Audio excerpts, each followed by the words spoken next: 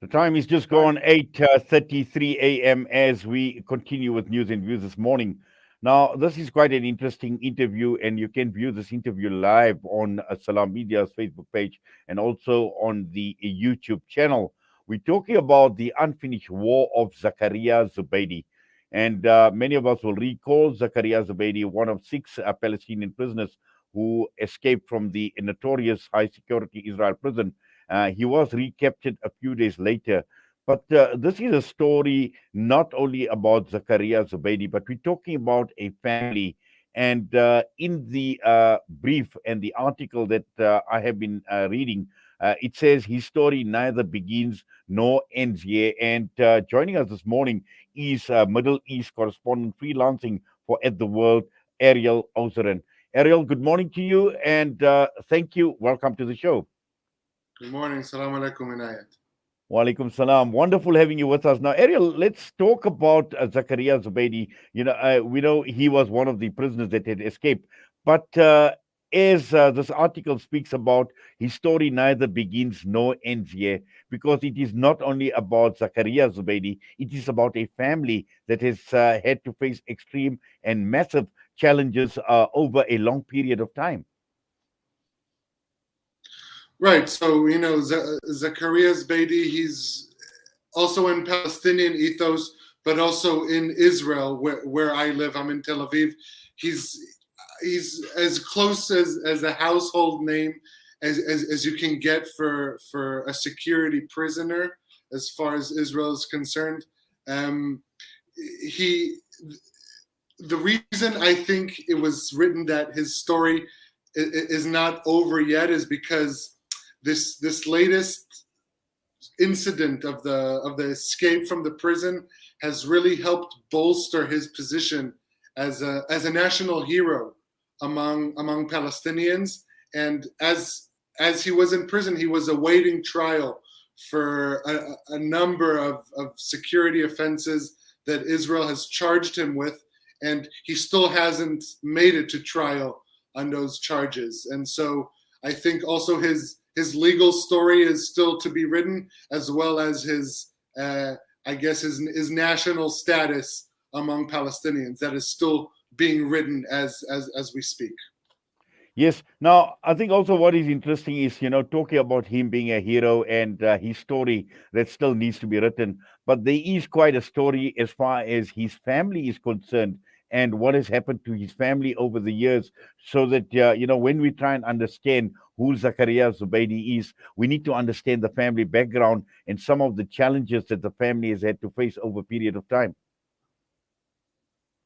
Right. So his family comes from the camp in Jenin, which is in the northern part of the West Bank.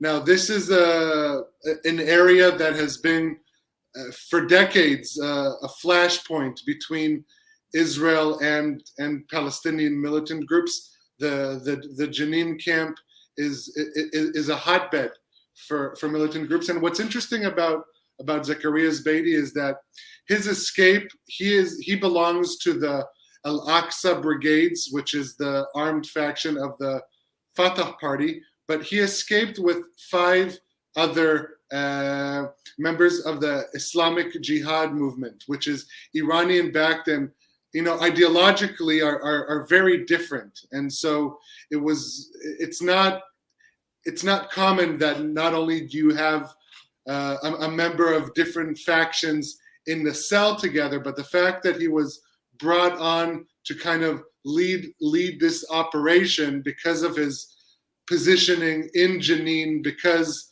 of his status there, was believed that his standing, his status among Palestinians would help him and the other five receive aid and perhaps shelter after they escaped the prison. This obviously did not happen because only two of the six made it to the West Bank, made it to Jenin, and so it was believed that he could help uh, perhaps extend, prolong their time outside of the prison. Yes. Now, just you mentioned he was obviously part of the armed wing of the Fatah movement, the Al Aqsa Martyrs Brigade, and just understanding, how he basically rose within the ranks. Now, clearly, his brother, we know, we've heard about his brother that was killed. We've heard about his mother that was killed as well. And it is in this context that, we're trying to understand his involvement in the ranks of the Al Aqsa Martyrs Brigade. Right. So the fact that he's in prison for the past 2 years awaiting trial kind of disconnects him from the activity. But yes, he has a very difficult personal story. His family was forced to move homes multiple times, as you mentioned. His brother, his mother was killed, and this is I imagine one of the things that prompted him to take up armed resistance against Israel, like many other security prisoners who are currently detained inside Israel. Yes. Now, just looking at his situation, where it is at this point in time, and he escaped and he's been recaptured. Do we have any information, any further information since he's been recaptured? Well, his lawyer in the public defense does update every few days. He has been in trial, extending his arrest period until he is sent back to the to the prison cell to await his formal trial. In the meantime, I imagine he is still being interrogated, as well as the other five, as to who helped them, if at all, to escape from within the prison system outside, because this incident was a very big stain on the image of Israel's prison system. And this was a similar prison escape attempt occurred in 2014. 3 escapes involved in that same escape attempt. So there's a lot of soul searching that the Israeli prison system needs to do. In the meantime, Zubeidi and the other five are currently being held in jail, and they will be sent to security prisons once their interrogation is complete. Yes. Ariel, have you had the opportunity of meeting Zakaria Zubeidi? Myself personally, I have not, but I did speak to the father of one of the 6 inmates who did manage to escape. We're talking about Ayham Kamamji. So we spoke to his father, Fuad, hours after his son was apprehended once again. Kamamji was one of the 2 who was arrested earlier this week, apprehended in Jenin, and is in what ended the saga. And just as Israeli forces were surrounding the safe house that was holding him in Jenin, he called up his father and said he has decided to hand himself over to Israeli forces as to avoid any retaliation or to perhaps endanger any of the people in the building. It was very interesting and emotional speaking to the father, because the father did not know that his son Ayham was in Jenin, where he lives. He hadn't spoken with him for the nearly 2 weeks that he was on the run. He had assumed that he had made it outside of the borders of Israel, whether it is to Gaza or to Lebanon. And he said he was very moved and emotional speaking with his son just hours before, or moments before, I should say, before he was apprehended once again. Yes, and I think one very important thing that one also needs to remember, and this has been highlighted in the article, talking about Zakaria Zubeidi feeling betrayed, particularly by Fatah. And we know that he was part of the Al Aqsa Martyrs Brigade, and but he still felt betrayed by Fatah, purely on the grounds that he felt that Fatah has been collaborating with the Israelis. Well, the Fatah is the ruling party of the PLO and the Palestinian Authority. Palestinian President Mahmoud Abbas is the head of the Fatah party. And yes, there is a lot of criticism from within the Palestinian society as to this, what's called a security cooperation between Israel and the Palestinian Authority. Israel does work with the Palestinian Authority and its own security forces to try and maintain the peace within the West Bank. And this security cooperation has really tarnished the standing of President Abbas. Just yesterday, there was the prominent Palestinian pollster Khalil Shikaki.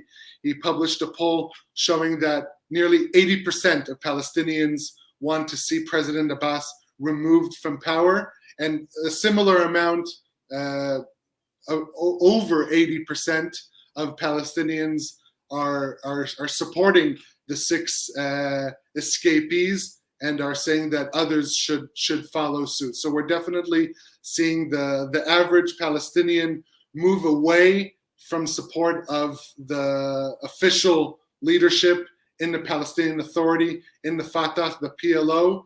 And so far we're seeing in this poll, the emerging opposition is the Hamas party.